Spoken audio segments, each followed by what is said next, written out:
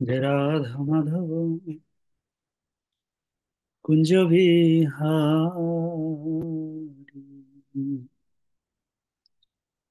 जय गोपी जन वल्लभ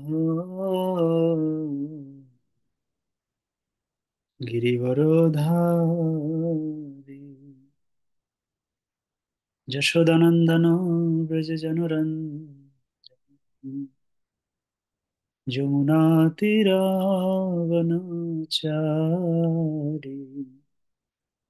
जय राधा माधव कुंज बिहारी जय राधा माधव जय राधा माधव राधा माधव जय श्री राधे जय गौरनिताई जय गौरनिताई गौरनिताई जय गौरनिताई जय जय प्रभुपाद प्रभुपाद प्रभुपाद जय जय प्रभुपाद जय जय गुरुदेव गुरुदेव गुरुदेव जय जय गुरुदेव निताई गौर हरि बोल हरि बोल हरि बोल निताई गौर हरि बोल नितिन लघुश जय विष्णुपाद परमहंस परिव्राजक आचार्य सतर सदस्य श्रीमद भय चरणरविंद भक्ति वेदांत स्वामी शिल प्रभुपाद की जय नितिन लघुश जय विष्णुपाद परमहंस परिव्राजक आचार्य सतर सदस्य श्रीमद भक्ति सिद्धांत सरस्वती ठाकुर शिल प्रभुपाद की जय अनंत कोटि वैष्णव बिंद की जय स्वागत गौर भक्त बिंद की जय जय जय निताई गौर सीतनाथ प्रेमानंदे हरि हरि बोल ओम अज्ञानं तिमिरन्धस्य ज्ञानञ्जनशलाकया चक्षुरुन्मिलितं येन तस्मै श्रीगुरवे नमः श्रीचैतन्यमनोभीष्टं स्थापितं येन भूतले स्वयं कदा मह्यं ददाति स्वपदान्तिकम् वन्देऽहं श्रीगुरुश्रीयुतपदकमलं श्रीगुरं विष्णुवंश्च श्रीपंशाग्रजातं सगनो रघुनाथं तं सजीवं साद्वैतं सावधूतं परिजनं सहितं कृष्णचैतन्यदेवं श्रीराधाकृष्णपादं सगणललिता श्रीविशाखान्वितांश्च नमामि विष्णुपादाय कृष्णपृष्ठाय भूतले श्रीमति भक्तिवेदान्त स्वामिनिति नामिने नमस्ते सरस्वती देवी गौरवाणी प्रचारिणे निर्विशेष शून्यवादी प्रसाद देशतारिणे वाञ्छाकल्पतरुभ्यश्च कृपा सिन्धुभ्यैव च पतितानां पावनेभ्यो वैष्णवेभ्यो नमो नमः नमो महावदनाय कृष्णप्रेमप्रदायते कृष्णाय कृष्णचैतन्यनाम्ने गौरतीशे नमो नमः हे कृष्ण करुणा सिन्धु दीनबन्धु जगत्पथे गोपेश गोपिकान्त राधाकान्त नमोऽस्तुते तप्त काञ्चन गौराङ्गी राधे वृन्दावनेश्वरि विश्वभानुश्रुते देवी प्रणमामि हरिप्रिये नीलाचल निवासाय नित्याय परमात्मने बलभद्र सुभद्राभं जगन्नाथे ते नमः जय श्री कृष्ण चैतन्य प्रभु नित्यानंद श्री अद्वैत गदाधर शिवासादि गौर भक्त हरे कृष्ण कृष्ण कृष्ण हरे हरे हरे राम राम राम हरे हरे मुखं करोति वाचनं पङ्गुलङ्घयति गिरिं यत्कृपातमं वन्दे श्रीगुरुदिनोतारिणं श्रीचैतन्येश्वरं परमानन्द माधवं नारायणं नमस्कृत्य नरचैव नरोत्तमं देवीं सरस्वतीं व्यासं ततो जयमुदीरये नष्टप्रायेषु भद्रेषु नित्यं भगवत् सेवया भगवदुत्तमं श्लोके भक्तिर्भवति नहि इष्टकी ॐ नमो भगवते वासुदेवाय ॐ नमो भगवते वासुदेवाय ॐ नमो भगवते वासुदेवाय नमः विष्णुपादाय कृष्णपृष्ठाय भूताले श्रीमते जयपताका स्वामिनिति नामिने नामाचार्य पादा निधाय की प्रपदायने गौर कथा धामोदय नगर ग्रहतारिणे पतित पहुँचले जयपताका स्वामी गुरु महाराज की जय समेत गौर भक्तवृंद की जय जय जय निताय गौर सीतनाथ प्रेमानंदे हरि हरि बोल हरे कृष्ण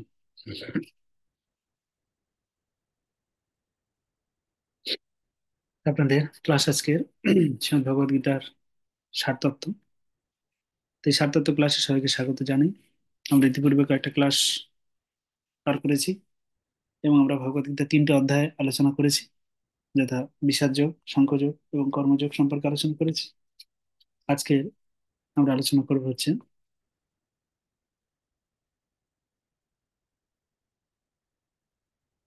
আজকে আমরা আলোচনা করব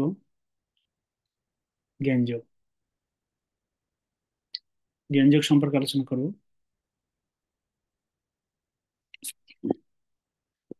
তো আপনারা চলে আসুন চতুর্থ অধ্যায় জ্ঞান যোগ।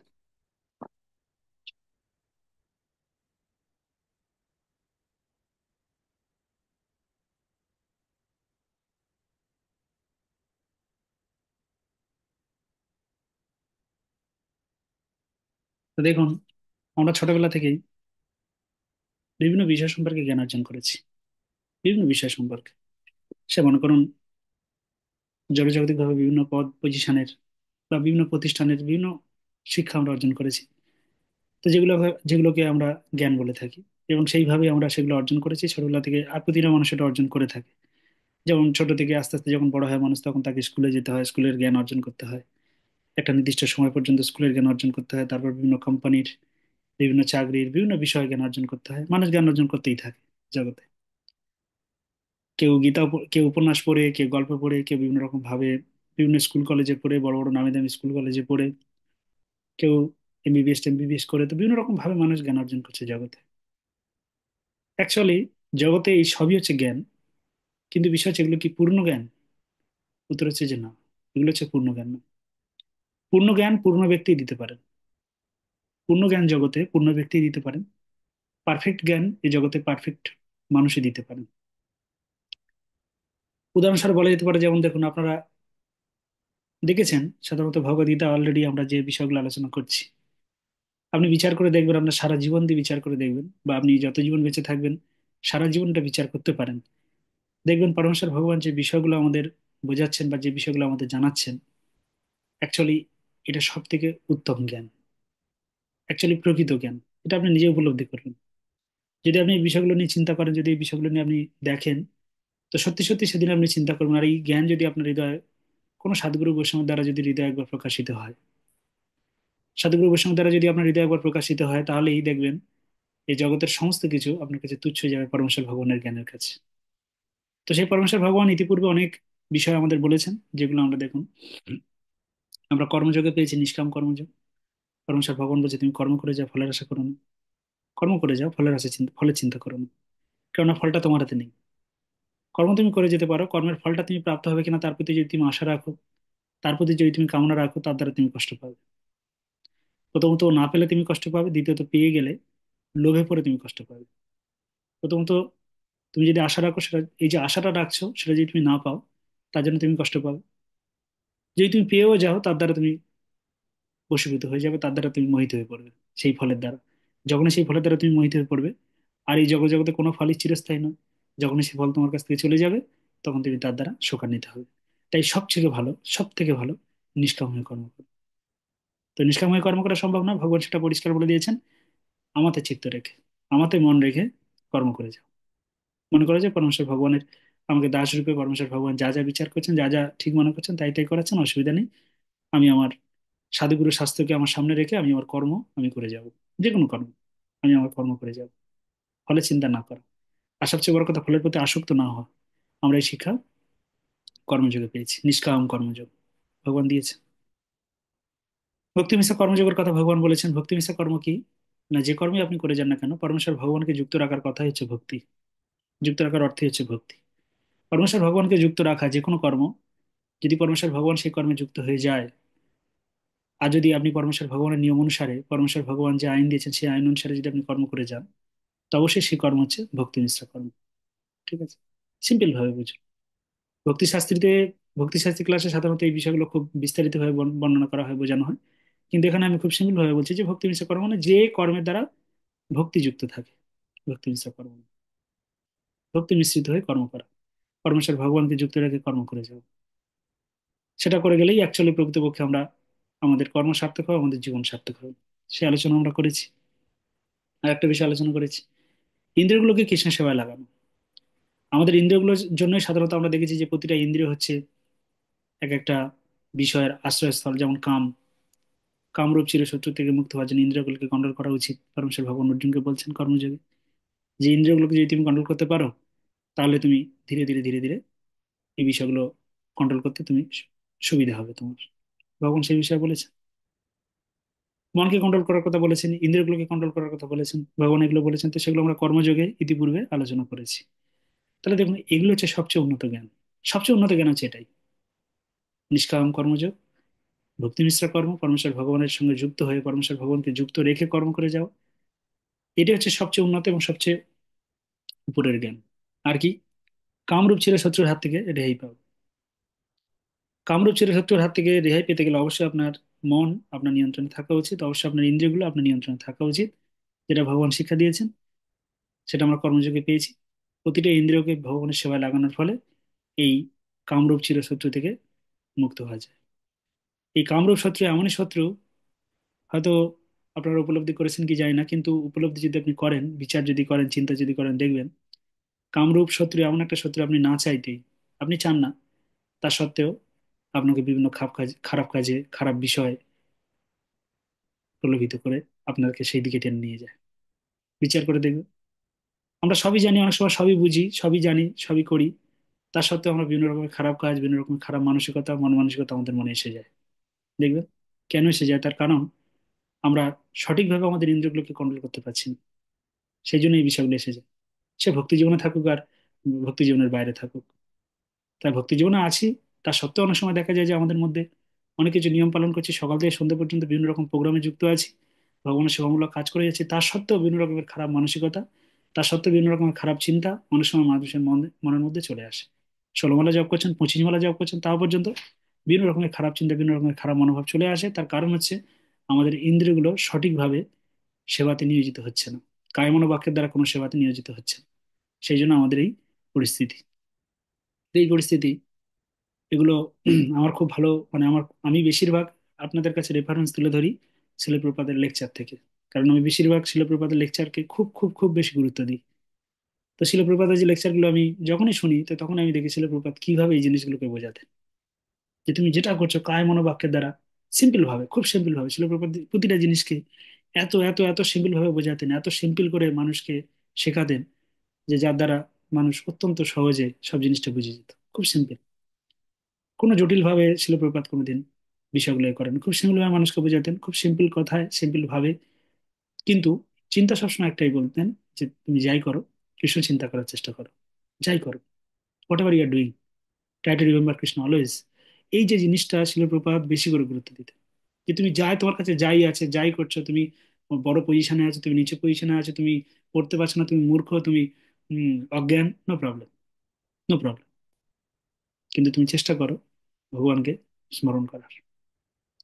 তো গতকালকে আমি একটা শিলাপ্রপাত লেকচারে শিলাপ্রপাত লেকচার একটা বলছেন, তা আমাদের সাউথ ইন্ডিয়ার রঙ্গনাথ স্বামী টেম্পলের একটা ঘটনা তিনি বলছেন, তার শিষ্যদেরকে শোনাচ্ছেন, যে শুধু চিন্তা করুন, রঙ্গনাথ স্বামী টেম্পল আপনারা জানেন, সাধারণত সাউথ ইন্ডিয়ায় আমি গিয়েছিলাম সেই টেম্পলে, রঙ্গনাথ স্বামী টেম্পল। তো সেখানে একজন পূজারী ব্রাহ্মণ ছিলেন।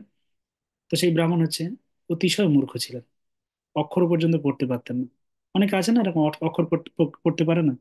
তো সেই ব্রাহ্মণ হচ্ছে অক্ষর পড়তে পারতেন না, কোনো অক্ষর পড়তে পারতেন না। কিন্তু তার গুরুদেব তাকে বলেছিলেন যে তুমি প্রতিদিন গীতা পাঠ করবে। কিন্তু গুরুদেব বলে দিয়েছেন গীতা পাঠ করবে, এদিকে অক্ষর পড়তে পারে না, এটা সবাই জানে, গ্রামের আশেপাশে সব লোক তারা জানে যে এই ব্যক্তি তো কিছু পড়তে পারে না। তা সত্ত্বেও প্রতিদিন কি করতেন, যেহেতু গুরুদেব বলে দিয়েছেন, তাই তিনি ভগবত গীতা নিয়ে প্রতিদিন ভগবত গীতা দেখতেন, উপরের এই ছবিটা দেখতেন, অক্ষরগুলো দেখতেন, খুলে খুলে দেখতেন, আর কাঁদতেন। তো যখন ভগবত গীতা পড়তে বসতো, তো গ্রামীণ মানুষ আর অন্যান্য মানুষ যারা জানে, তারা সেই সময় আসতো, এসে দেখতে পেতো যে দেখো দেখো দেখো, মূর্খ, সে ওকার আকার পড়তে পারে না, সে ভগবত গীতা পড়ছে। সবাই হাসাহাসি করতো, অনেকে উপহাস করতো, অনেক অনেক রকম ভাবে অনেক কিছু বলতো। তো সাধারণ, এটা যদি গ্রামে একজন মূর্খ ব্যক্তি, সে যদি বেদ নিয়ে যদি আপনার সামনে বসে, বা কোনো একটা সংস্কৃতির গ্রন্থ নিয়ে যদি তার আপনার সামনে বসে, বা সে যদি পড়ে কোনো এক জায়গায় চুপ করে যদি নাম পড়ে, তো আপনি দেখে তো আপনি হাসবেন, বাবা বিদ্যাসাগর এসে গেছে রে, ওকার আকার লিখতে পারেন না, সে বিদ্যাসাগর হয়ে গেছে। তো সাধারণভাবে মানুষ এরকম অনেকে হাসাহাসি করতো। কিন্তু তিনি গুরুমুখ পদ্মবাক্য ছিটতে করিয়া ঐক্য, তার গুরুদেব বলে দিয়েছেন ভগবত গীতা পড়ার জন্য। তিনি কিছু বুঝতে পারতেন না, তাও প্রতিদিন গীতা নিয়ে তিনি গীতা দেখতেন আর কাঁদতেন। শিলপ্রপাত কালকেই ঘটনাটা বলছিলেন, যদিও আমার এই ঘটনাটা জানা ছিল, কিন্তু কালকের লেকচারে আমি শুনলাম, আরো বেশি ভালো লাগলো যে শিলপ্রপাত এখানে কি বলতে চাইছেন। তো সেখানে চৈতন্য মহাপ্রভু এসেছিলেন রঙ্গনাথ স্বামী টেম্পলে। চৈতন্য মহাপ্রভু আসার পরে চৈতন্য মহাপ্রভু জিজ্ঞেস করেছেন যে তুমি ভগবত গীতার, মানে কিভাবে ভগবত গীতা পড়ো। তখন তখন বুঝতে পেরেছেন নাকি, ব্রাহ্মণ তখন বুঝতে পেরেছেন যে চৈতন্য মহাপ্রভু খুব সিরিয়াস হয়ে বলেছেন, উনি উপহাস করে বা কোন রকম ব্যঙ্গ করে কথাটা বলেননি। তাই তিনি চৈতন্য মহাপ্রভুকে উত্তর দিয়েছেন যে মহাপ্রভু, আমি সত্যি কথা বলতে গেলে আমি তো অক্ষরও পড়তে পারি না, ওকার আকার ক খ পড়তে পারি না, কিন্তু আমার গুরুদেব বলে দিয়েছেন আমাকে ভগবত গীতা পড়ার জন্য। তো সেই জন্য আমি শুধু ভগবত গীতাকে দেখি। তো তখন চৈতন্য মহাপ্রভু জিজ্ঞেস করছে, ঠিক আছে তুমি দেখো, ঠিক আছে, তো তুমি আহ, কান্না করো কি চিন্তা করে? তুমি বুঝতে পারো না, পড়তে পারো না, অসুবিধা নেই, তুমি কান্না করো কি চিন্তা করে বা কিভাবে? তুমি কাঁদছো, মানে কাঁদো যে কি কি চিন্তা করে কাঁদো? তো তখন উনি বলছেন যে আমি আর কি কাঁদবো, আমি উপরে যে ছবিটা আছে ভগবত গীতায়, এখানে যে পরমেশ্বর ভগবান এই যে রথ চালাচ্ছেন আর অর্জুন যে বসে আছেন, তো ভক্তের জন্য ভগবানের যে এই ভাব, ভক্তের জন্য ভগবান কি করেন, ভক্তের জন্য ভগবান কি না করতে পারেন। সাধারণত গরুর দেবের পিঠে যখনই ভগবান চড়ে এই জগতে আসেন, তখন আমাদের বুঝতে হবে যে ভগবান বিশেষ কোনো ভক্তকে কৃপা করতে চলেছেন। কেন? তার কারণ গরুর এত ফাস্ট আসেন, তো গরুর পিঠে ভগবানের চড়ে আসা এই জগতের, এর অর্থটাই হচ্ছে ভক্তের প্রতি ভগবানের টানটা কিরকম, ভক্তের প্রতি ভগবানের ভালোবাসাটা কিরকম, এইটার প্রকাশ, এটারই প্রকাশ। তো এই যে জিনিসটা এখানে আমি, উনি বলছেন যে এই যে জিনিসটা আমি এখানে দর্শন করছি, এই যে ভগবান, দেখুন, কোনো পদ, কোনো পদমর্যাদা, কোনো প্রতিষ্ঠার কথা চিন্তা না করে, এমনকি তাকে মানুষ বলবে যে এই যে তুমি ড্রাইভার, রথের ড্রাইভার, রথের ড্রাইভার, এসব চিন্তা না করে তিনি যে তার ভক্তের জন্য রথ চালাচ্ছেন, রথের সারথি হয়েছেন, এই চিন্তা করেই ভক্তার ভগবানের সাথে এই যে প্রেম আর এই যে ভালোবাসা, এটা চিন্তা করে আমার চোখ থেকে জল আসে, আর আমি এটা চিন্তা করেই কাঁদতে থাকি। আর সবসময় আমি এটাই চিন্তা করি, আর ভগবদ গীতাটা কিছু বুঝি না। চৈতন্য মহাপ্রভু তৎক্ষণাৎ বললেন যে তুমি অ্যাকচুয়ালি প্রকৃত Bhagavad Gita, your reading is perfect, তোমার ভগবদ গীতা পড়া সার্থক। তো দেখুন, পড়াটাও ইম্পর্টেন্ট না, খুব সুন্দর করে উচ্চারণ করাটাও ইম্পর্টেন্ট না। উচ্চারণ করে আমাদের সাধারণত ভক্তদের ক্লাসে আপনারা বলছিলেন না সব, যে প্রভু আমাকে ক্ষমা করে দেবেন, ভুল হলে ক্ষমা করে দেবেন, বা এই আমাকে এ করে দেবেন, আমি নতুন, আমি জানি না, নো প্রবলেম, নো প্রবলেম। আপনি উচ্চারণ করতে পারছেন না, অসুবিধা নেই, গুলিয়ে ফেলেছেন, সমস্যা নেই। সবকিছুর মূলে কি? তখন ছিল প্রভুপাদ এখানে উত্তরগুলো সব দিচ্ছে, এক এক করে বলছেন। এই জিনিসগুলো আমাদের শোনা উচিত। আপনারা যদি সম্ভব হয়, যারা ইংলিশ জানেন, এই ক্লাসগুলো আপনারা অবশ্যই শুনবেন। যদি বলেন আমি আমার এই ডিভাইস থেকে আপনাদের আমি পাঠাবো, অবশ্যই শুনবেন। সেখানে শিল প্রপাত কি বলছেন? সেখানে বলছেন যে তুমি হোয়াট এভার ইউ, তুমি কি করছো, সমস্ত কিছুর মূল উদ্দেশ্য হচ্ছে পরমেশ্বর ভগবানকে চিন্তা করা। এত অ্যারেঞ্জমেন্ট, এত কিছু, এত রকম প্রোগ্রাম, এত রকম প্রসাদ, এত রকমের আয়োজন, সবকিছু কি কৃষ্ণকে চিন্তা করা। এমনকি সেখানে তিনি বলছেন যে আমি এই যে লুচি পরোটা খাই, যদি লুচি পরোটা খেতে খেতে যদি আমি কৃষ্ণকে চিন্তা না করতে পারি, তাহলে আমার লুচি পরোটা খাওয়াটাও বেকার। আলটিমেট বিতা সমী এবহি কেবল, শুধু আপনার বিতা সম বই বই চলে যাচ্ছে, আর কিছু না, নাথিং। তাহলে এবার চিন্তা করুন ভক্তি জীবন কোথায় জায়গাটা কোথায়? ভক্তি জীবনের জায়গাটা হচ্ছে এই যাবতীয় আপনি যাই করেন, ক্লাস করুন, এই করুন, সেই করুন, পাঠ করুন, বেদ পাঠ করুন, গীতা পাঠ করুন, ভাগবতম পাঠ করুন, যাই করুন, সারাদিন কৃষ্ণ চিন্তা থাকার চেষ্টা করতে। এটা হচ্ছে বিষয়। এবার আপনি নিজে বিচার করুন, সারাদিন 24 ঘন্টা আপনি কতক্ষণ কৃষ্ণ চিন্তা করতে পারেন? আমি আপনাদের সাধারণত অনেককে বলেছি যে এই ভক্তদের ব্যাপার, এই যে টাইম গুলো, এই যে সময়টা যায়, কতটা সময় সেখানে যায়, আমারও যায়, আপনাদেরও যায়, আপনারা সেখানে সময় দেন। অ্যাকচুয়ালি মূল উদ্দেশ্য কি? মূল উদ্দেশ্য কি বলুন? মূল উদ্দেশ্য একটাই, মূল উদ্দেশ্য কৃষ্ণকে কতটুকু সময় আমরা স্মরণ করতে পারছি, সেই ব্যবস্থার, সেই ব্যবস্থাপনার জন্য এত রকম প্রোগ্রাম, এত রকমের অনুষ্ঠান। শিলপ্রপাত নিজেই বলতেন এত রকম প্রসাদ, এত রকম আয়োজন, তোমাদের জন্য এত বড় বড় জায়গা নিয়ে এত বড় বড় মন্দির স্থাপন, সবকিছু কি কৃষ্ণকে স্মরণ করার অ্যারেঞ্জমেন্ট। আর এগুলো সব থেকে সত্ত্বেও যদি তুমি কৃষ্ণকে স্মরণ করতে না পারো, তাহলে আলটিমেট তোমার কার্যকলাপ ভুল, তুমি সঠিক কার্যকলাপে নেই, তুমি সঠিকভাবে ভক্তি জীবন করছো না। এইভাবে যদি তুমি ভক্তি জীবন করে যাও, কৃষ্ণকে স্মরণ করতে পারছো না, কৃষ্ণকে ভালোবাসতে পারছো না, সারা জীবন ভগবত গীতা পড়েও কৃষ্ণের কথা চিন্তা করে তোমার চোখে জল আসে না, একা একা, কেউ থাকবে না আপনার পাশে। প্র্যাকটিসটা এরকম উচিত করা উচিত, প্র্যাকটিস এরকম করা উচিত। একটা ঘরের মধ্যে একা বসে আছেন, সারাদিন আপনি কৃষ্ণ চিন্তা করে কাটাবেন, দেখি কত শুদ্ধ ভক্ত হয়েছেন আপনি। সত্যি এটাই প্রমাণ। একটা ঘরের মধ্যে বসে আপনি কৃষ্ণ চিন্তা করতে থাকুন, কৃষ্ণ চিন্তা করতে থাকুন, দেখুন কৃষ্ণ, আপনি কতক্ষণ কৃষ্ণকে চিন্তা করতে পারছেন, কতক্ষণ আপনি কৃষ্ণের বিষয়গুলো চিন্তা করতে পারছেন। এটাই পরীক্ষা।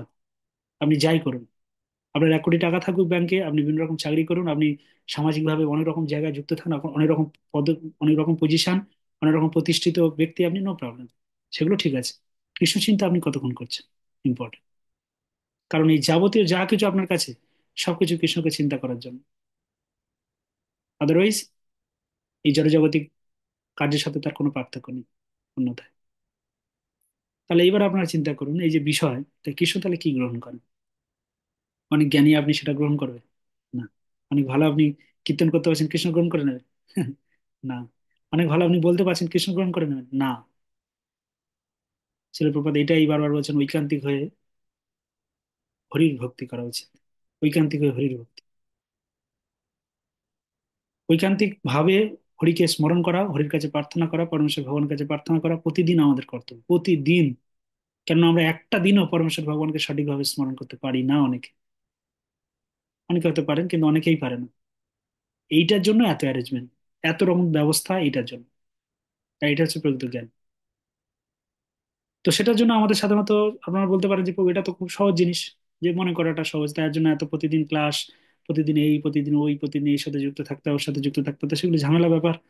তো এগুলো বা কত রকমের এখন দেখতে পাচ্ছেন তো, কত প্রোগ্রাম, কত প্রোগ্রাম, কত অ্যারেঞ্জমেন্ট, কত জায়গা যেতে হচ্ছে, এই প্রোগ্রাম, দামোদর প্রোগ্রাম, ওই প্রোগ্রাম আসে, এই প্রোগ্রাম আসে, সেই প্রোগ্রাম আসে, সব মানে একের পর এক মানুষ এসে আমাকে বলছে কত রকমের মানুষের টেনশন আছে। এখানে যেতে হবে, সেখানে, এই যে কিছুদিন আগে যে কুম্ভ মেলা গেল, তো কুম্ভ মেলাতে স্নান করতে যেতে হবে, এখানে স্নান করতে যেতে হবে, ওই ওই তিথি পালন করতে হবে, এই তিথি পালন করতে হবে, কত অ্যারেঞ্জমেন্ট। মূল বিষয়টা কি?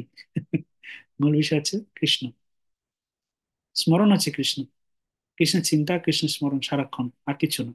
এটা হচ্ছে মূল বিষয়। সে আপনি কুম্ভ স্নান করুন, গঙ্গায় স্নান করুন, নদীতে স্নান করুন, পুকুরে স্নান করুন, নো প্রবলেম। একজন ভক্ত, ওই প্রসঙ্গেই আমি সবই লেকচারের কথাটাই তুলে ধরছি আপনাদের, অন্য কিছু বলছি না। কেন আমি বলছি, তার কারণ জ্ঞান বিষয়টা বোঝার জন্য এটা খুব গুরুত্বপূর্ণ, যে জ্ঞান অ্যাকচুয়ালি কি। কারণ জ্ঞানটাকে নিয়ে মানুষ, জ্ঞান যখন মানুষের মধ্যে চলে আসে, মানুষের দুটো পথ খুলে যায়। এক হচ্ছে মুক্তির পথ, শুদ্ধ জ্ঞান, চিন্ময় জ্ঞান যখন মানুষ অর্জন করে, তখন মানুষ মুক্তির পথ প্রশস্ত হয় মানুষের সামনে। দ্বিতীয়ত হচ্ছে, একটা জ্ঞান যখন মানুষের সামনে চলে আসে বা মানুষের কাছে চলে আসে, তখন অহংকার তাকে এসে জড়িয়ে ধরে, অহংকার জড়িয়ে ধরে। তো এই অহংকার যখন জড়িয়ে ধরে, তখন তার কি গতি হয়? আর যখন শুদ্ধ চিন্ময় গতি যখন তার হয়, তখন তার কি গতি হয়? শুদ্ধ চিন্ময় যখন জ্ঞান সে প্রাপ্ত হয় ভগবানের কৃপা, তখন তার কি গতি হয়? সেটা আমাদের বোঝাটা খুব গুরুত্বপূর্ণ। তার কারণ কোন দিকে আমরা যাব।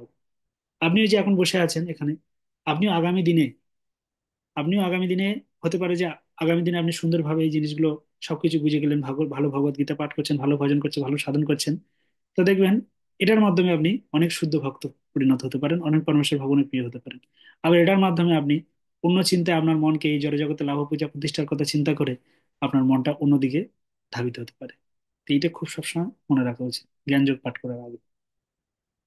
তো হ্যাঁ, যে প্রসঙ্গে আসছিলাম, তো সে একজন ভক্ত ছিল প্রভুপাদকে জিজ্ঞেস করছেন যে, প্রভুপাদ, একজন ব্যক্তি আছেন যিনি আমাদের হরিনাম সংকীর্তনে যুক্ত হয়েছে, কিন্তু উনি আমিষ আহার করেন, আর আমিষ আহার করেন, আর মদ টদ খায়, নেশাভান করে, তারপরে ধূমপান টুমপান এসব করে।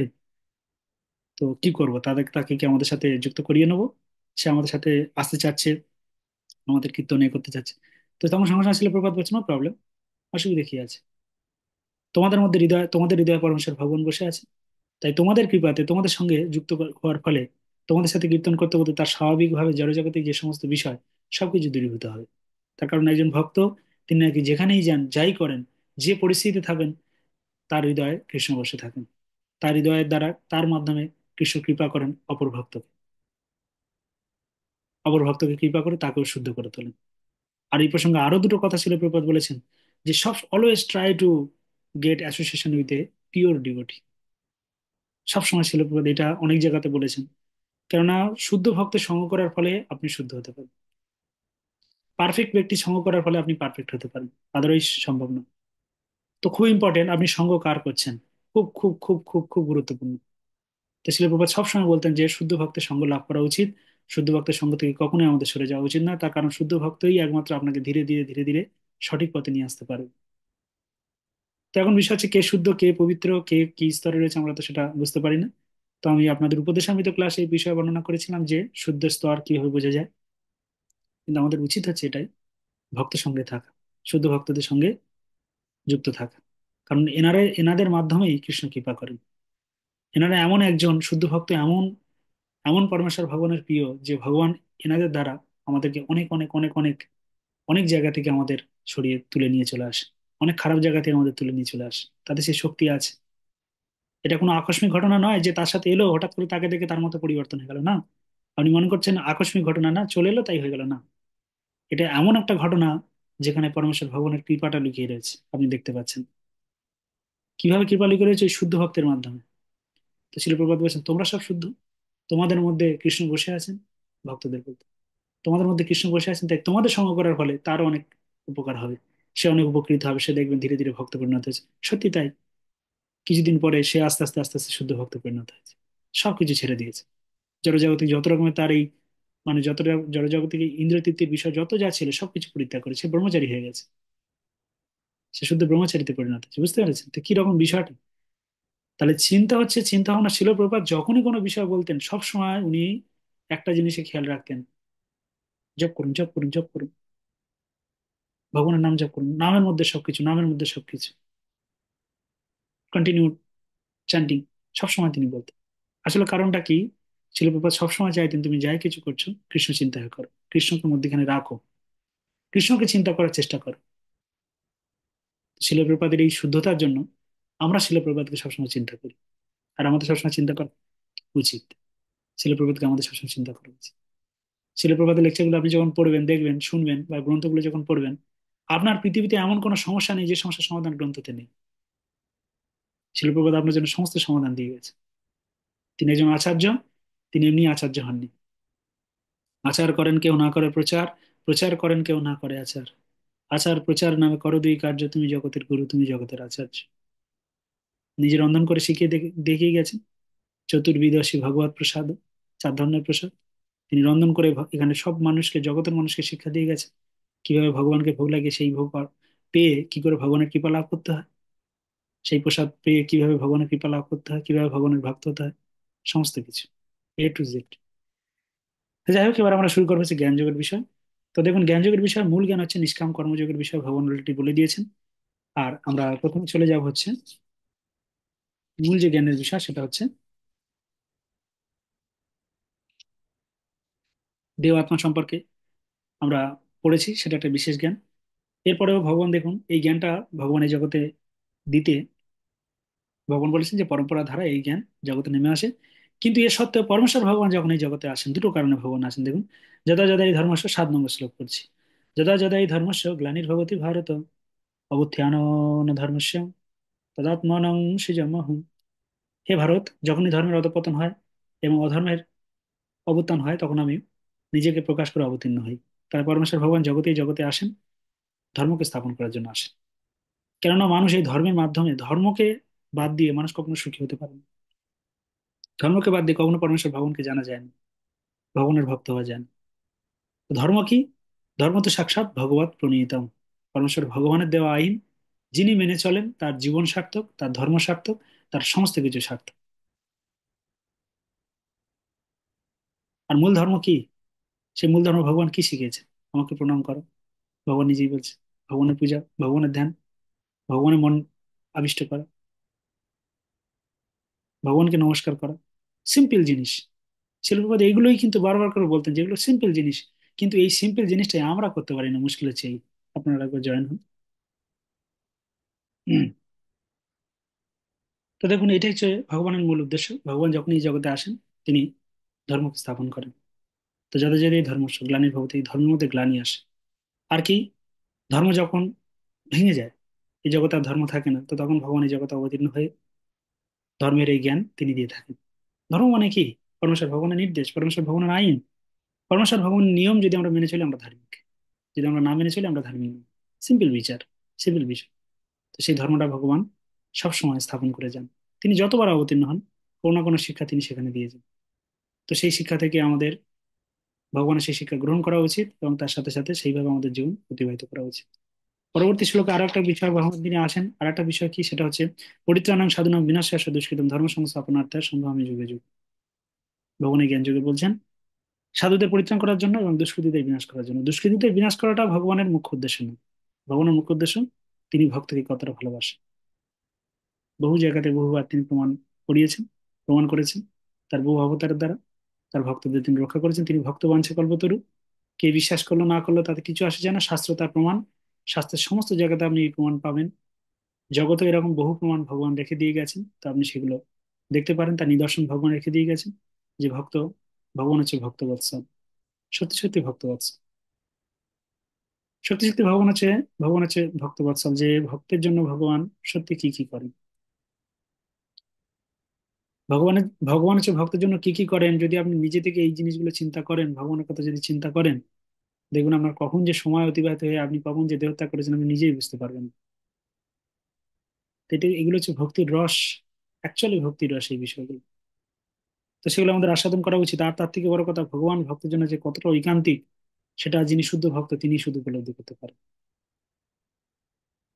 আমরা তো শুদ্ধ না হতে পারি, কিন্তু আমরা শাস্ত্র থেকে, ভাগবতম থেকে ভক্ত এবং ভগবানের যে মহিমা, সেই মহিমা শ্রবণ করে আমরা এই বিষয়গুলোকে উপলব্ধি করার চেষ্টা করতে পারি।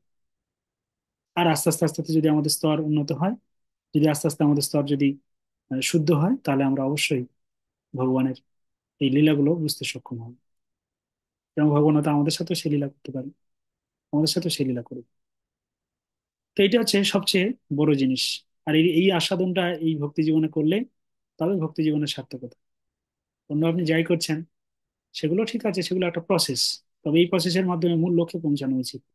যেমন ট্রেনে উঠে যদি আপনার মূল লক্ষ্য শিয়ালদা থাকে, বা মূল লক্ষ্য যদি কোনো একটা নির্দিষ্ট জায়গা থাকে, তো সেখানে আপনার যাওয়া উচিত। ট্রেনে উঠে যদি আপনি তারপর নেমে যান, ঠিক জায়গা যদি না যান, তো ট্রেনে ওটাই আপনার বৃথা হয়ে গেল। ট্রেনটা চললেন ঠিকই আছে, ট্রেন চললেন, কিন্তু মূল লক্ষ্যে যদি আপনি পৌঁছাতে না পারেন ট্রেনে উঠে, তাহলে সেটা আপনার বৃথা হয়ে গেল, সেটা বৃথা। তো এই জন্য বলছে যে পরিত্রাণাং সাধুনাং, সাধুদেরকে পরিত্রাণ করার জন্য পরমেশ্বর ভগবান আসেন, জগতে আসেন। তবে ভগবান যখনই আসেন তখন কোনো না কোনো শিক্ষা দিয়ে যান। এটাও সবচেয়ে বড় শিক্ষা যে আমরা যে এত চিন্তা করি, এত ভাবি, এত রকম প্ল্যান করি জীবনে, বা বিভিন্ন রকম আমাদের যে যার যেমন জ্ঞান সে অনুযায়ী আমরা বিভিন্ন রকম প্ল্যান করে থাকি। তো এই প্ল্যানে কোনো কাজ হবে না। পরমেশ্বর ভগবান যদি রক্ষা করেন তো রাখবেন, আর যদি ভগবান যদি মারতে চান তো মারবেন। সিম্পল বিষয়। তো দেখুন এই যে জিনিস, এটা আমাদের আরো উন্নততর জ্ঞান, যে ভগবান যদি আমাদের রাখেন তো রাখবেন, আর ভগবান যদি মারেন তো মারবেন। আর ভগবান এখানে বলছেন যে তার সাধুদের পরিত্রাণ করার জন্য তিনি যুগে যুগে অবতীর্ণ হন, সাধুদেরকে তিনি পরিত্রাণ করার জন্য আসেন। তো দুষ্কৃতীদের বিনাশ করার জন্য এবং ধর্ম সংস্থাপন, সেই দেখুন ধর্মের কথা কিন্তু বলা আছে, ধর্ম সংস্থাপনের জন্য আমি যুগে যুগে অবতীর্ণ হই। তো প্রতি যুগে ভগবান যে অবতরণ করেছেন এবং যে শিক্ষা দিয়ে গেছেন, সেই শিক্ষা আমরা আচার্যদের মাধ্যমে, সেই শিক্ষা আমরা প্রাপ্ত হয়ে ধীরে ধীরে ধীরে ধীরে ভক্তি জীবন করছি। সঠিকভাবে ভক্তি জীবন করলে অবশ্যই শুদ্ধ ভক্তে পরিণত হয়ে পরমেশ্বর ভগবানের সাথে এই লীলার আদান প্রদান করা যেতে পারে। পরবর্তী চলে যান। আর ভগবান যে বলছেন এই জড়জগতে ভগবান যে আসেন, যারা মূর্খ তারাও বুঝতে পারেন, কিছু মূর্খ আছে তারা বুঝতে পারেন না ভগবান এই জড়জগতে যে আসেন। তো দেখুন, জন্মকর্ম চমে দিব্যম, দিব্য নিবং যে ব্যক্তি তত্ত্বতঃ ত্যক্ত দেহ পুনর্জন্ম নৈতি মামেতি শহর জন ননম্ব শ্লোক। হে অর্জুন, যিনি আমার এই প্রকার দিব্য জন্ম কর্ম যথাযথভাবে জানেন, তাকে আর দেহত্যাগ করার পর পুনরায় জন্মগ্রহণ করতে হয় না, ভগবত ধাম প্রাপ্ত হন। ভগবান নিজেই বলছে তার ধাম চলে যায়। শুদ্ধ স্তরের কথা, শুদ্ধ স্তরের ভক্ত।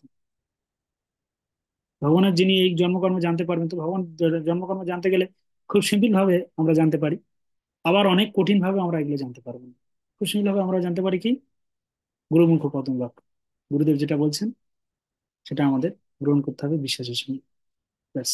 ওই যে ভগবদ গীতা পড়া দেখেছেন তো? চৈতন্য মহাপ্রভু কিভাবে বললেন যে ভগবদ গীতা কিছু যায় না, কিন্তু গুরুদেব বলে দিয়েছেন তাও সেটা করছেন, এবং ঐকান্তিক ভাবে করে যাচ্ছেন, নিষ্ঠা সহকারে করে যাচ্ছেন, তাতেই তিনি সফল হয়েছেন। এই সফলের পথ আমাদের এইরকম। তো এটাই বলছে তাকে আর দেবতা করার পর পুনরায় জন্মগ্রহণ করতে হয় না, তিনি আমার নিত্য ধাম লাভ করেন। পরবর্তী শ্লোকে ভগবান বলছেন,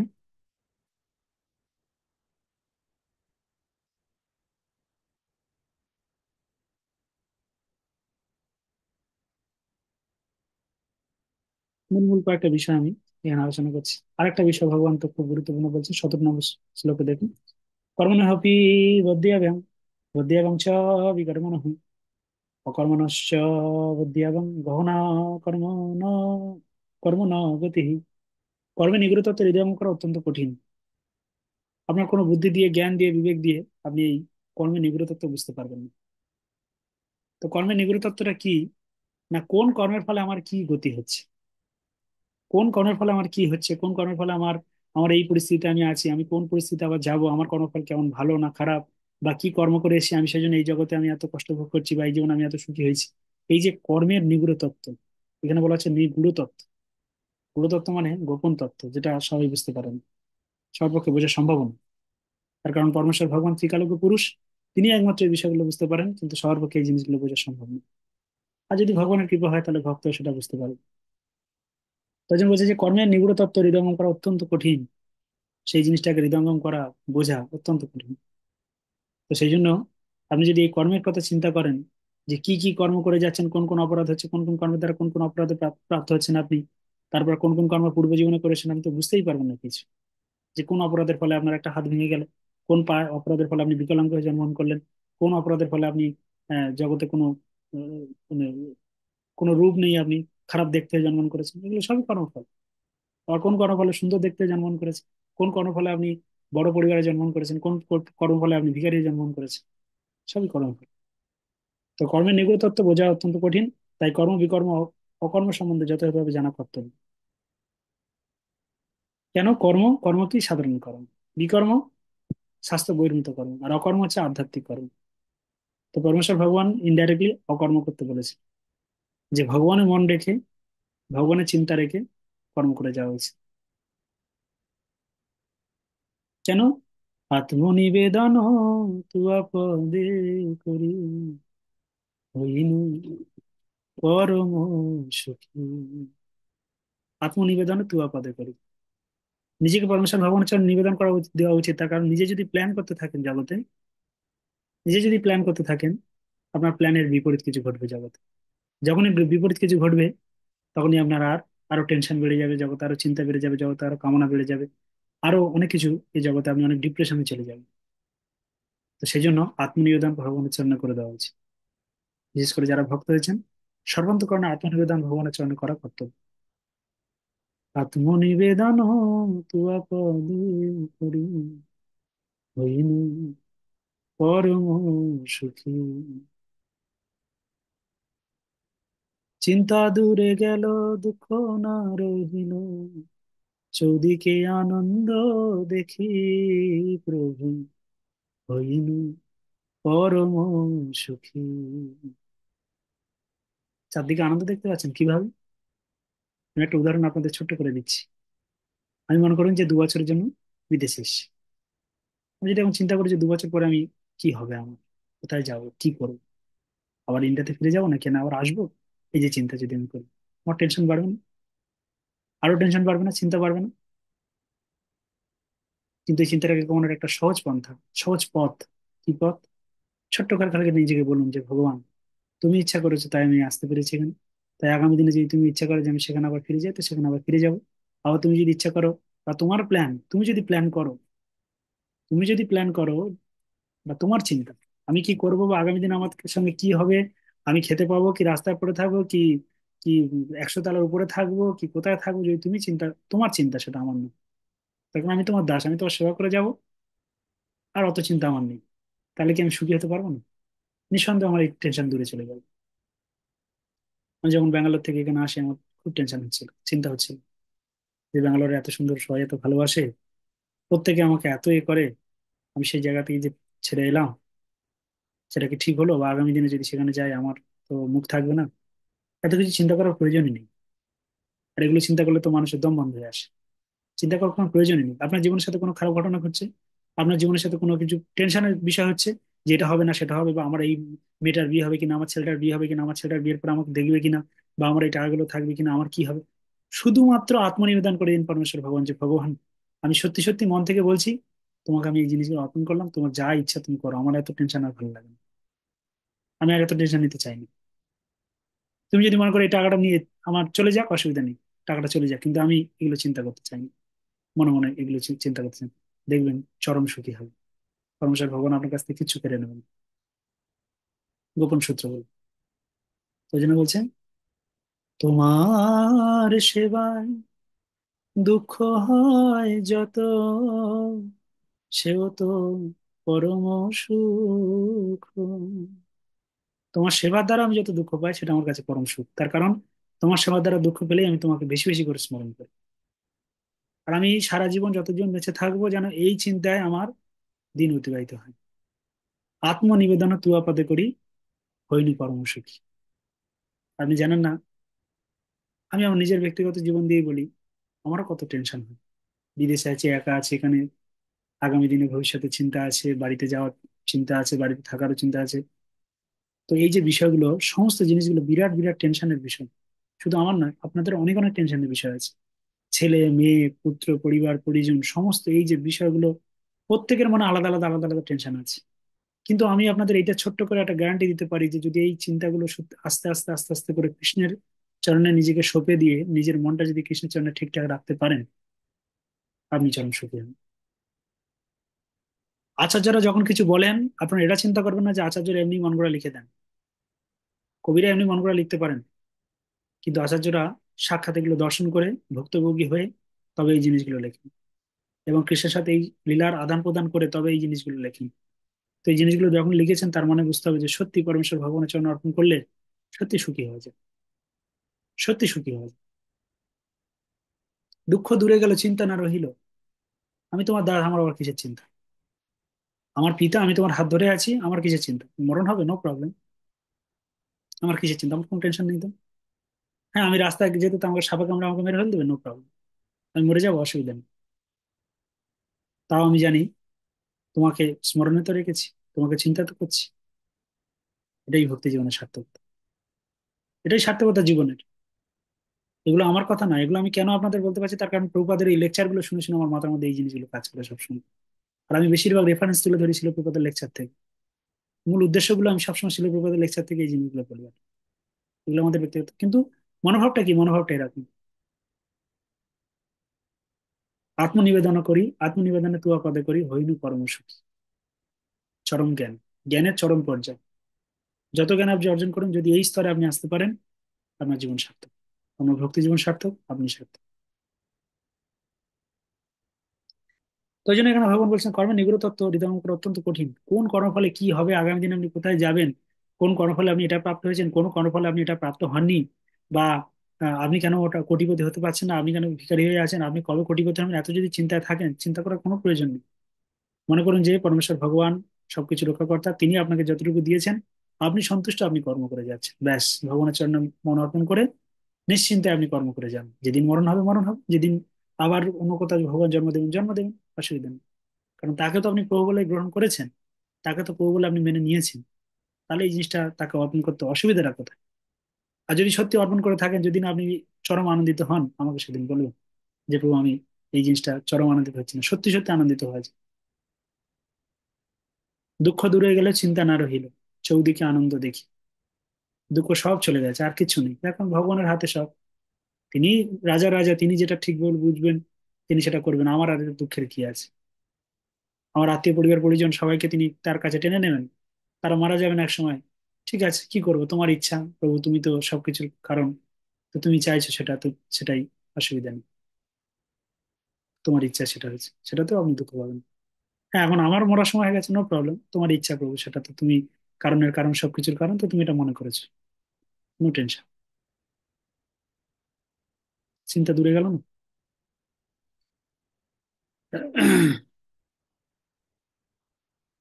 তো কর্ম বিকর্ম অকর্ম সম্বন্ধে যথাযথভাবে আমাদের জানা উচিত। তো এগুলো আমি ক্লাসে, সাধারণত ভগবদ গীতার ক্লাসে আমি বিস্তারিত বর্ণনা করেছি, কিন্তু এখন আর অতটা সময় নেই, তো আমি সংক্ষেপে এগুলো আলোচনা করে চলে যাচ্ছি। কয়েকটা বিষয় তো দেখুন, জ্ঞানের মূল বিষয়টা কি? জ্ঞানের মূল বিষয় হচ্ছে পরমেশ্বর ভগবানের ভক্তিতে যুক্ত হওয়া। জ্ঞানের প্রসঙ্গে এখানে আরো কয়েকটা বিষয় বলা আছে। দেখা গেল এই জ্ঞান কিভাবে অর্জন করতে হয়। এই জ্ঞান খুব সহজে অর্জন করা যায়। 34 নম্বর শ্লোকে বলা হচ্ছে, দেখুন: তদ্বিদ্ধি প্রণিপাতেন পরিপ্রশ্নেন সেবায় উপদেক্ষান্তিতে জ্ঞানম জ্ঞান তত্ত্বদর্শিনম। সদ্গুরু শরণাগত হয়ে, 34 নম্বর শ্লোক করছি, সদ্গুরু শরণাগত হয়ে তত্ত্ব লাভ করার চেষ্টা করো, বিনম্র চিত্তে প্রশ্ন জিজ্ঞাসা করো, এবং অকৃত্রিম সেবার দ্বারা তাকে সন্তুষ্ট করো। তাহলে সেই তত্ত্বদ্রষ্টা পুরুষেরা তোমাকে জ্ঞান উপদেশ দান করবে। এত যে জ্ঞান অর্জন করছি, উপদেশ তো দান করছেন, উপদেশ আমরা গ্রহণ করছি, অনেক গুরু মহারাজের লেকচার আমরা শুনছি, বা নিজের গুরু মহারাজের লেকচার শুনছি, এবং অনেকবার আমাদের অনেক কিছু উপদেশ দিয়েছেন, আমরা মান্য করতে পারছি না। আমরা সেই উপদেশ নিয়ে বেশি দিন মনের মধ্যে সেই নিষ্ঠা ভাব রেখে সেটাকে চালনা করে যেতে পারছি না, বা সেইভাবে নিজেকে চালিত করতে পারছি না। কেন? আপনাদের কাছে আমার প্রশ্ন। হয়তো আমি পাচ্ছি না, আপনারা যদি বেড়ে থাকেন আপনারা বলবেন যে কি করে আপনি পারছেন না, এই সূত্রটা কি? আমি এক একজনকে একটু জিজ্ঞাসা করি। প্রকাশ বাবুকে প্রথম জিজ্ঞাসা করি। প্রকাশ বাবু, সাধারণত ভক্তি জীবনে আপনি এসেছেন কয়েক বছর হয়ে গেল। তো এই কয়েক বছরে আপনি বিভিন্ন রকম ভাবে, বিভিন্ন রকম উপদেশ, গুরুদেবের বিভিন্ন রকম গ্রন্থ, সাধুগুরু বৈষ্ণবদের কথা, ছেলে প্রভুপাদের কথা অনেক শ্রবণ করেছেন, শ্রবণ করছেন। তো যদি শ্রবণ করে আপনার এইভাবে আপনার জীবন যদি অতিবাহিত হয়ে যায় তো খুবই ভালো। যদি না অতিবাহিত হয়ে যায় তার কারণটা কি? শ্রবণ করে সেই চিন্তায় বা সেই ভাবে যদি জীবন অতিবাহিত করতে পারি, ঠিক আছে, জীবন সার্থক, অসুবিধা নেই। কিন্তু যদি আমরা এইভাবে জীবনটাকে অতিবাহিত করতে না পারি, বা মধ্যখানে যে যদি আমরা আমাদের বাধা পড়ে বা এই জিনিসগুলো আমরা ভুলে যাই, মূল কারণটা কি, ভুলে যাওয়ার কারণটা কি? আর সেই প্রসঙ্গে আমার কি করা উচিত? এটা আপনাদের কাছে আমার প্রশ্ন, ছোট্ট প্রশ্ন। কে বলতে পারেন?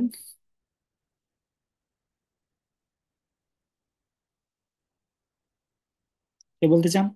সেই কি কঠিন প্রশ্ন হয়ে গেল নাকি? কেউ হাত তুলছেন না? আমাদের প্রভু, বলুন।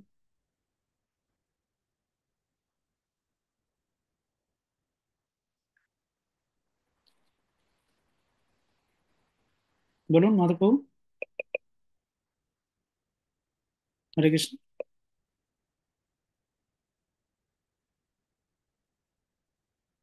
শরমে আছে তো প্রভু। মাধব প্রভু, দুদিন ধরে একটু প্রবলেম হচ্ছে আপনার এটা, আপনার কথা শোনা যায় না।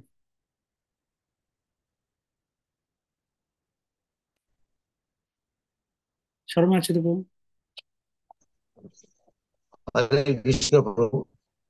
হরি বল। হরি বল। বলুন।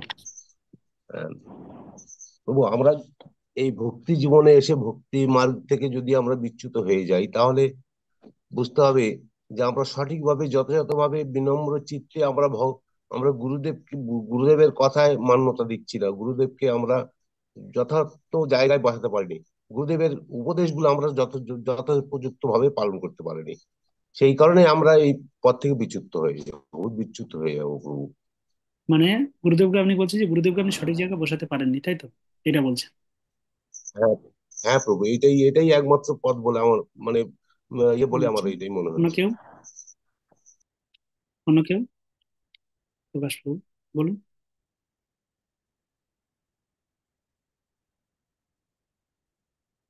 হরি বল bro, ওটাই মোটে মানে পাচ্ছি না। যেটা বললে, হ্যাঁ হয়েছে হয়েছে, দাঁড়া, হরি হরি বলুন। হরি বল। হ্যাঁ বলুন, শুনতে পাচ্ছি। শুনতে শোনা- হরি কৃষ্ণ। হুম, বলুন, হ্যাঁ, শুনতে পাচ্ছি। যেটা বললে, হ্যাঁ, সাধুগুরু বৈষ্ণব, সাধুগুরু শাস্ত্র এবং বৈষ্ণবদের সাথে থাকলে পরে এইভাবে জীবনটা যে কেটে যায়, তাহলে জীবনের সার্থকতা খুঁজে পাওয়া যায়। কিন্তু যদি না থাকা যায়, তাহলে জীবনটা কিভাবে কাটবে, সেটা খুব দুঃখ এবং যন্ত্রণাময়। কেন যে সেইটা সাধুগুরু লাইনটা যে চলতে সাধুগুরু চলতে শাস্ত্রের লাইনটা ইয়ে হয়ে যাবে। ধারায় আছেন, যে সাধুগুরু শাস্ত্রের ধারায় আছেন, আপনি বুঝবেন কি করে যে আপনি পারফেক্ট আছেন? আমরা এখানে যারা আছি প্রত্যেকেই সাধুগুরু শাস্ত্রের ধারায় আছি।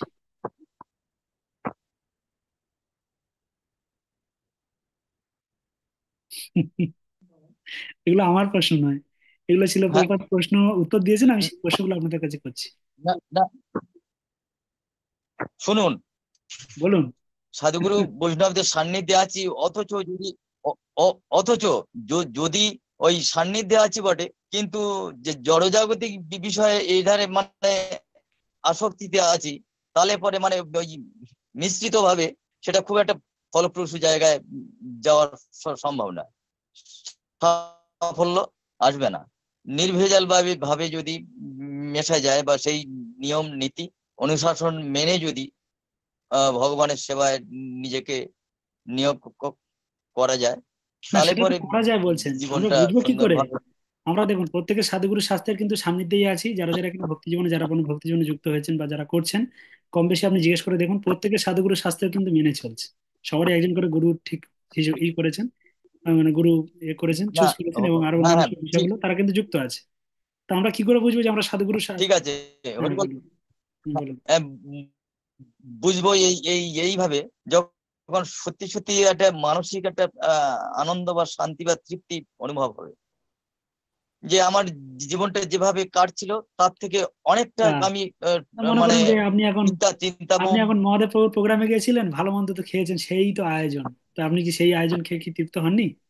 বলুন, এত রকম যে প্রসাদ, এত রকম প্রসাদের আয়োজন, সেটা খেয়ে কি আপনি তৃপ্ত হননি? সেটাই প্রসাদটা পেয়ে আপনি কি তৃপ্ত হননি? সেদিন তো তৃপ্ত হয়েই এসেছেন। হ্যাঁ, এবার একটা সাধারণ ব্যক্তির হ্যাঁ। বাড়িতেও যদি আপনি যান, সেখানে গিয়েও তো আপনি ধরো ভালো আয়োজন করা হলো, আবার একজন শুদ্ধ ভক্ত দেখা যাচ্ছে সেখানে কোনো আয়োজনই নেই, সেখানে শুধু পান্তা ভাত। এবার পান্তা ভাত খেতে আপনি চলেন, তাহলে সেখানে তো তৃপ্ত হলেন না। আর এক জায়গায় দেখবেন 20 রকম আইটেম, না, সেখানে আপনি খেলেন, সেটা এই তৃপ্ত এই হলেন। এই এই এই এই এই এই এই স্বাদের পার্থক্যটা চিন্তা ভাবনার কাছে, যে সে আয়োজন না করতে পারলো, ভগবানের উদ্দেশ্যে নিবেদিত যে প্রসাদটা দিয়ে দিয়েছে, সেটাই সেটাই শুদ্ধ এবং সেটাই তৃপ্তিদায়ক। এই মনে সেটা করে আপনার যদি সেটা মনোভাব। গ্রহণ করা যায়, তাহলে পরে অবশ্যই শান্তিটা সেটা আসে। আপনার মনোভাব। নালে যে স্বাদের স্বাদের নিরিখে স্বাদের নিরিখে স্বাদটা ভালো হয়েছে, ওহ কি উত্তম, একেবারে তা তাতেই তৃপ্তি। এই মানসিকতাটার ফারাকের জন্য ওই পরিস্থিতিটা ঘটবে, হরি বল। পুতুল মাতাজিকে দেখি কি বলে। বলুন। যেটা। হরে কৃষ্ণ, প্রণাম প্রভু। প্রণাম। বলুন। বলছি, আমি যেটুকু বুঝেছি, আপনি যে কীর্তনটা করলেন না, যে আত্মনিবেদন তুহা পদে করি, এই আত্মনিবেদনটা সম্পূর্ণভাবে যদি না আমরা ভগবানের চরণে অর্পণ করতে পারি, তখনই আমাদের ভক্তিতে মানে অসন্তুষ্টি হয়ে যায়। আর ভক্তি পদে তখনই এগোতে পারি না, চরম মুহূর্তে ভগবানকে ভুলে যাই। না, সেই আমি সময় বলছি যে আমাদের সাধারণত এখানেই রয়েছে সাধুগুরু শাস্ত্র। তো সাধুগুরু শাস্ত্রকে আমরা সবাই ফলো করছি বা সবাই লক্ষ্য করছি। আমরা বুঝবো কি করে যে আমরা সঠিকভাবে ফলো করছি বা লক্ষ্য করছি, সাধুগুরু শাস্ত্রকে সঠিকভাবে ফলো করে যাচ্ছি? এটা আমার প্রশ্ন। আত্মনিবেদন তো অবশ্যই করা উচিত, আত্মনিবেদন করে থাকা উচিত, অসুবিধা নেই। কিন্তু বিষয় হচ্ছে আমরা বুঝবো কি করে যে আমরা সাধুগুরু শাস্ত্র ঠিকভাবে ফলো করে যাচ্ছি? না, আমাদের যখন ইন্দ্রিয় তৃপ্তি যখন আমরা করতে যাই আর বিষয় আসক্তি হয়ে যায়, তখনই আমরা সাধুগুরুর চরণ থেকে না, সেটা তো আপনি বেরিয়ে বলছেন না, যাই সেটা ঠিক প্রভু। আছে, বেরিয়ে আসি, সেটা আমি তো জিজ্ঞেস করছি না। আমি বলছি আমরা বুঝবো কি করে যে আমরা সঠিক সাধুগুরু শাস্ত্রের মধ্যে আছি। তো সাধুগুরু শাস্ত্রকে আমরা আমার মূল লক্ষ্য করে, সেটাকে আমি আমার কেন্দ্র করে, বা সেটাকে আমি আমি ভর করে আমি ঠিকভাবে চলছি, কি করে বুঝবো? পূর্ণময়ী বসুধা দেবী দাসী।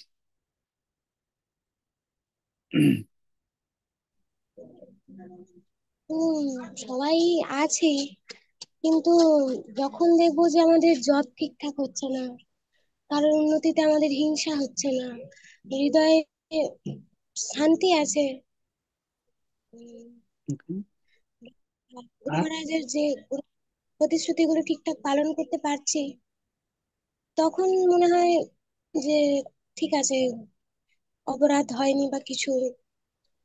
আর যখন আমরা অনেক অপরাধ করি, বা ভক্ত অপরাধ হোক, নিন্দা হোক, করার ফলে তখন ঠিকঠাক জব হয় না, বা ঠিকঠাক ভাবে মানে ঠিকঠাক ভাবে ভগবানের সেবাও হয় না। আচ্ছা, মানে মনোযোগ হারিয়ে যায়, তখন বুঝবো হ্যাঁ, যে না, আমরা ঠিকঠাক এতে নেই। আমাদের কোথাও না কোথাও সমস্যা আছে, হয় শাস্ত্র গুরু, না তো শাস্ত্র। সাধু গুরু শাস্ত্র, হ্যাঁ, সাধু সঙ্গ ঠিক হচ্ছে না, তাহলে আমার শাস্ত্র পাঠ ঠিক হচ্ছে না, না তো গুরুদেবের সামনে অপরাধ হয়েছে, বা গুরুদেবের হ্যাঁ, বাক্যকে আমি ঠিকভাবে মনে নিতে পারছি না। ঠিক আছে। কখনো অপরাধ এরকম হতে পারে। আরো দেখি, মসিম মাতাজি কি বলছেন। হরে কৃষ্ণ প্রভু। এই বল। বলছি, আমিও এটাই বলতে চাচ্ছি যে যখন দেখবো যে হয়তো কোনো নাম হতে গিয়েছি, বৈষ্ণবদের ইয়ের সঙ্গে সমালোচনা, ওর সঙ্গে আলোচনা, এরকম ভাবে নাম হতে গিয়েও এগুলো করছি।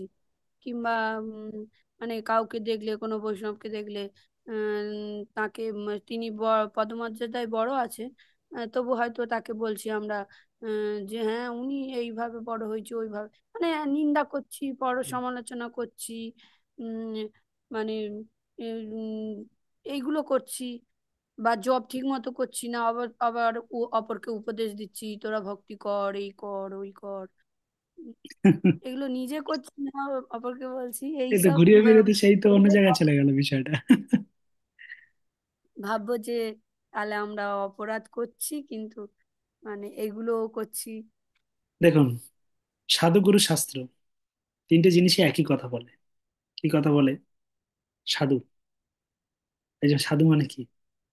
একজন সাধু সঙ্গ করা মানে সাধুর মহাদেব প্রভু। দেখি আমার কথাটা যদি কেড়ে নিতে পারেন তাহলে বলবো হ্যাঁ ঠিক আছে। দেখি মহাদেব প্রভু বলুন, হাত তুলেছেন,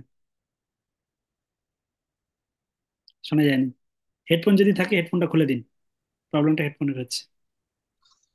এবার বলুন। হরে হুম। কৃষ্ণ। বলুন। হ্যাঁ প্রভু, নিজে আচরণের কাজে সবকিছু হবে প্রভু। আচরণ নিজে আচরি, অপরের সাথে অপরকে, আর নিজে আচরণ না করে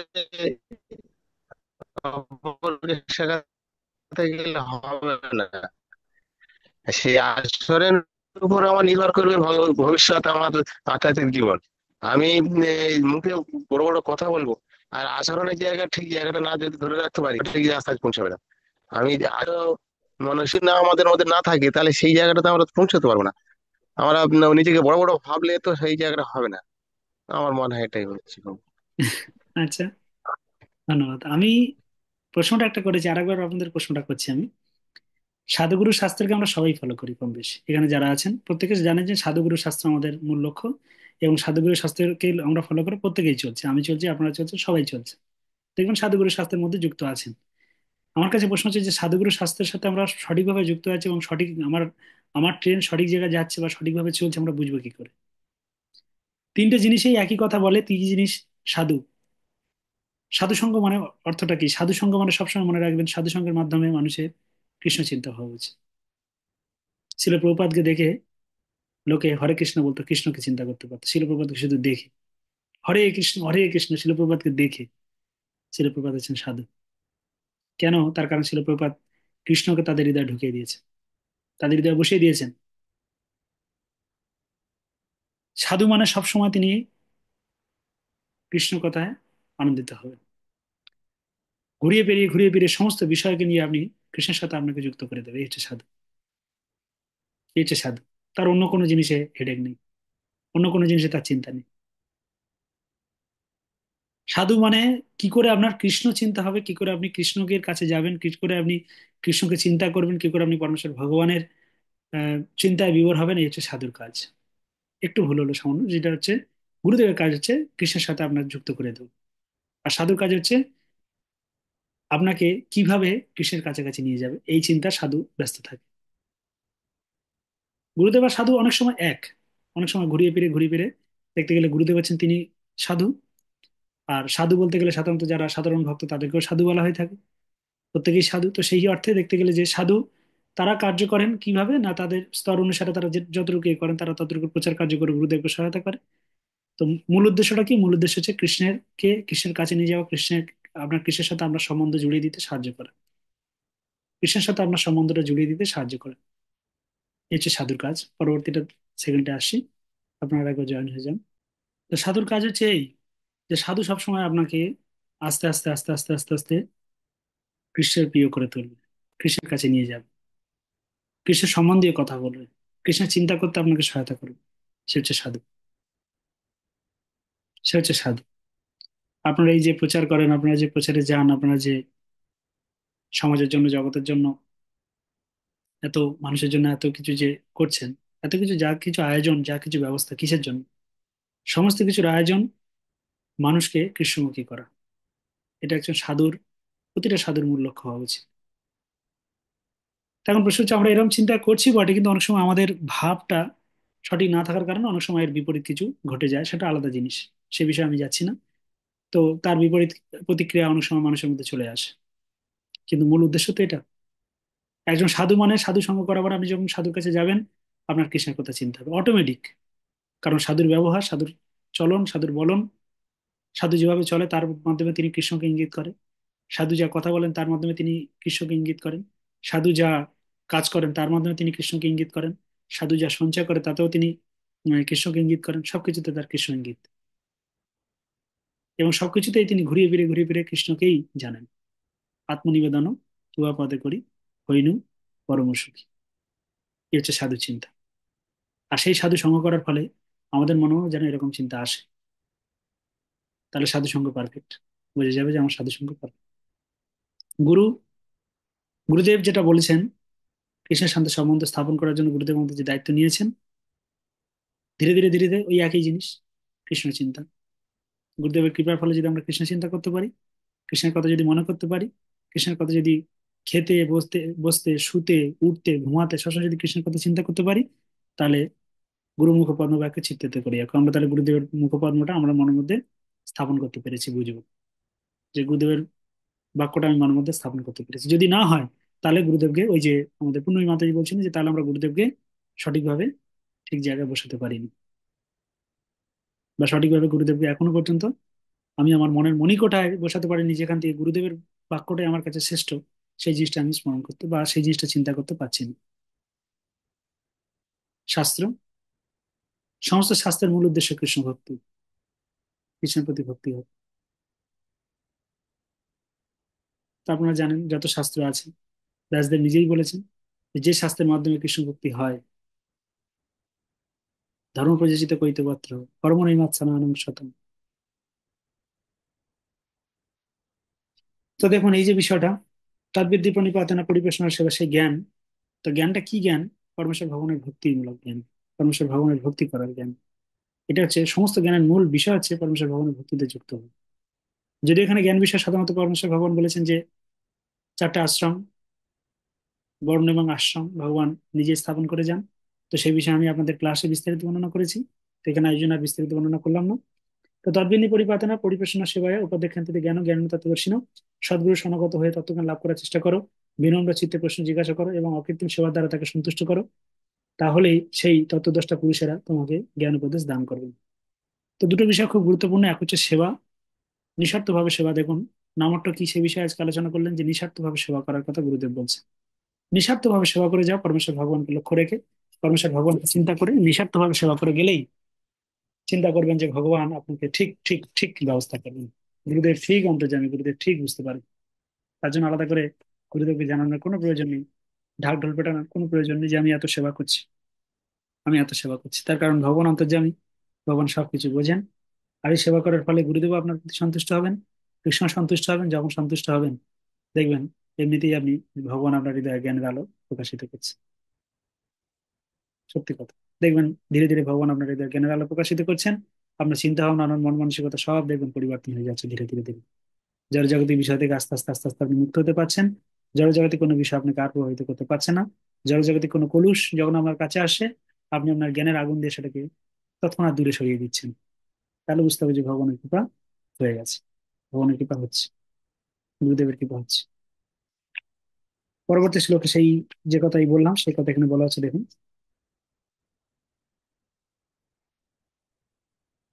36 নম্বর শ্লোকে, অপি চেদসি পাপেভ্যঃ সর্বেভ্যঃ পাপ কৃত্যম সর্বং জ্ঞান জ্ঞান ল- লবেনৈব বিজিনং সন্তরিষ্যসি।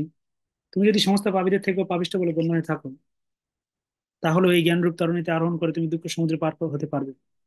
আর সেই জ্ঞান যখন তোমার হৃদয়ে থাকবে, এই জগতে তুমি যদি সব থেকে পাপী হয়ে থাকো তাও কোনো সমস্যা নেই।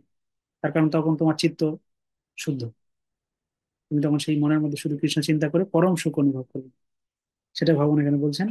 এছাড়াও এই জ্ঞানকে অর্জন করতে পারেন সেই প্রসঙ্গে তিনি 39 নম্বর শ্লোকে বলছেন, শ্রদ্ধামার লভতে জ্ঞান তৎপর সংযতেন্দ্রিয় জ্ঞানং লব্ধয়া পরম শান্তি মাচিরেনাধিগচ্ছতি।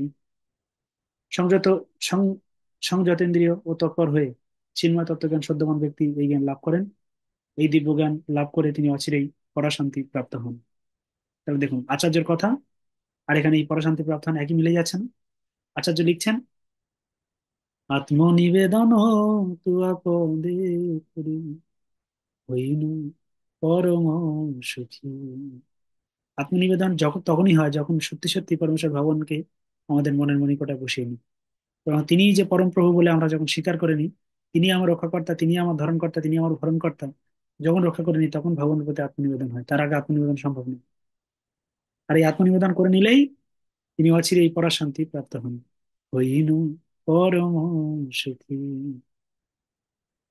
পরম সুখী তো তিনি হবেনই, তার কারণ প্রভৃত জ্ঞান অর্জন করেছেন, ঠিক সময় মতো সবকিছু তিনি ঠিক ভগবানের চরণে অর্পণ করে দিয়েছেন, নিজেকে ভগবানের চরণে অর্পণ করে দিয়েছেন, নিজের সমস্ত কিছু তিনি ঠিক মনে মনে মনে মনে ভগবানের চরণে অর্পণ করে দিয়ে বসে আছে।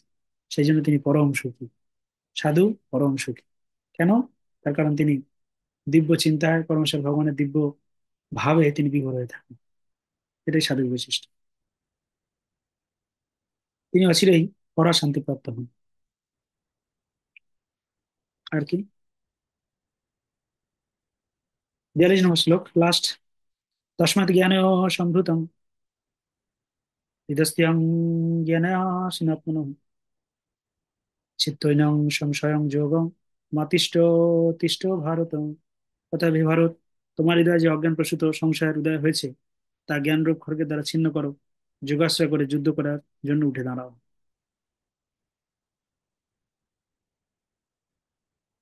তার আগে আমি 41 নম্বর শ্লোক একটু পড়বো। 41 নম্বর শ্লোকটা খুব গুরুত্বপূর্ণ। যোগ সঙ্গে ন্যস্ত কর্মিয়ানাং জ্ঞান সংচ্ছিন্ন সংশয়ং আত্মবন্তে কর্মিয়ানি নিবোধন নিবোধনন্তি ধনঞ্জয়। অতএব হে ধনঞ্জয়, যিনি নিষ্কাম কর্মযোগের দ্বারা কর্মত্যাগ করেন, নিষ্কাম কর্মযোগের দ্বারা কর্মত্যাগ করেন, নিষ্কাম কর্ম ভালো করে বুঝুন, নিষ্কাম কর্ম। কর্মত্যাগ মানে কর্মের ফল ত্যাগ, কর্মের ফলের কথা চিন্তা করেন, কর্মত্যাগ করেন, জ্ঞানের দ্বারা সংশয় নাশ করেন এবং আত্মার চিন্ময় স্বরূপ অবগত হন, তাকে কোনো কর্মই আবদ্ধ করতে পারে না। অর্থাৎ তিনি সুখী জগতে, তিনি জগতে সুখী হতে পারেন। এই হচ্ছে জ্ঞান যোগের মূল বিষয়। আজকে আলোচনা করলাম। কালকে আপনাদের আলোচনা করবো কর্মসন্ন্যাস যোগের কিছু কিছু মূল বিষয় নিয়ে। যদিও একটা ক্লাসে সম্ভব না, তা আমি চেষ্টা করলাম 1 ঘন্টার মধ্যে মোটামুটি বিষয়গুলো আলোচনা করতে। কিছু কিছু বিষয় আলোচনা করলাম, মূল মূল বিষয়গুলো। তা আমরা যদি ভুল ত্রুটি হয়ে থাকে আপনারা নিজে গুণে মার্জনা করবেন। হরি বল, হরে কৃষ্ণ। জগৎগুরু শিল প্রভুপাদ কি যায়, সঙ্গত গৌর ভক্তবৃন্দ কি যায়। কার যদি কোনো বিষয় থাকে বলুন।